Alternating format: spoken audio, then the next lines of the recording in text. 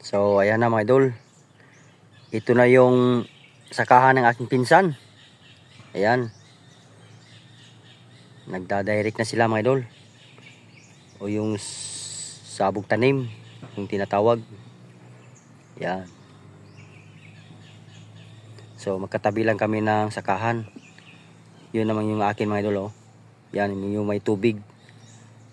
Yan ang aking hanggang doon sa may kubo na yun. Oh. Kung makikita nyo yung kubo na yan. Yan. Hanggang dyan yung akin mga idol. So ayan, malapit na sila matapos.